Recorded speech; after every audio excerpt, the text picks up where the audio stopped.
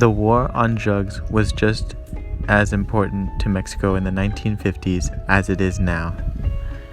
In the 1950s and 60s, opium poppies were cultivated in the north-central states of Sinaloa, Durango, and Chihuahua.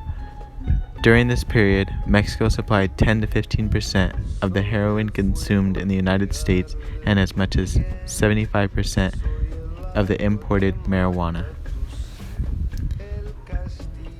If anything, this issue is more serious now because the cartels have only become more stronger and more dangerous. In 2006, there were roughly 10,000 homicides, and in the year 2018, there were just a little over 30,000 homicides.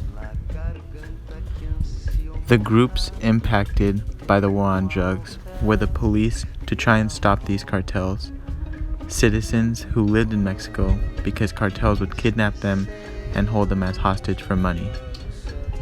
Winners of the war on drugs were people who were a part of the cartels.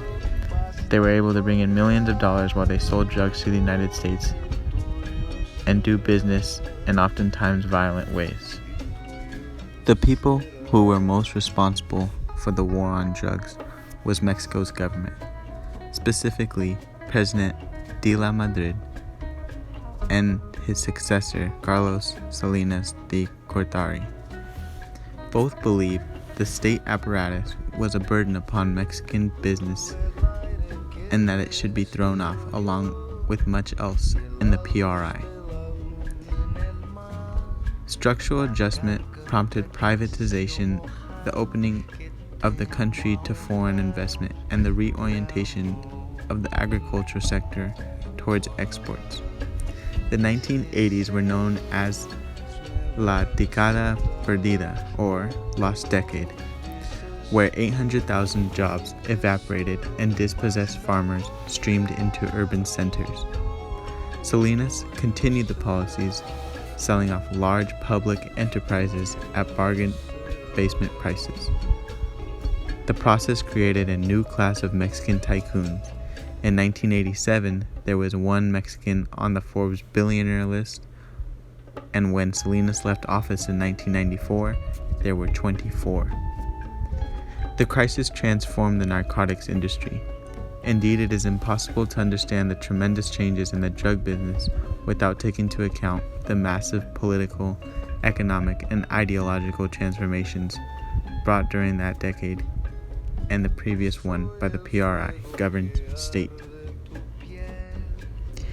In response to escalating drug-related violence, 10 days after his inauguration, President Calderón sent the army into 6 states to combat the cartels. By 2010, more than 45,000 troops were deployed in the war against drugs.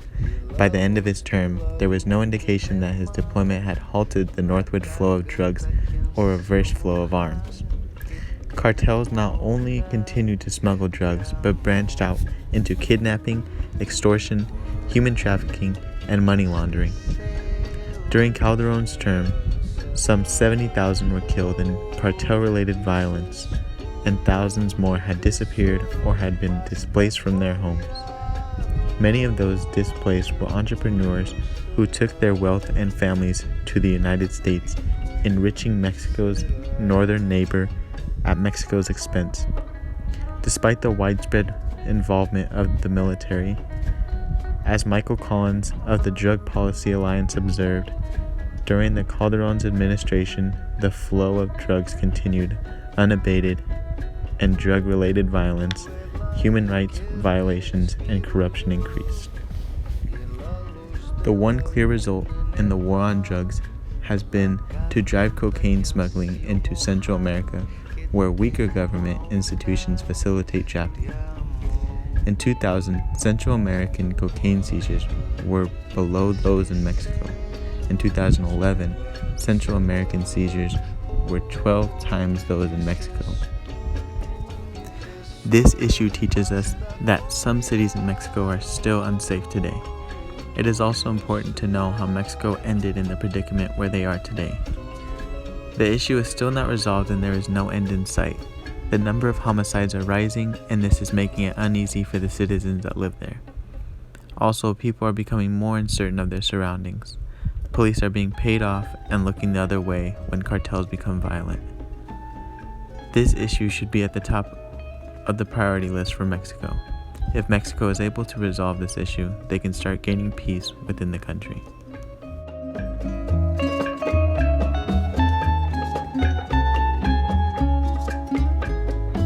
Soy el fuego que arde tu piel.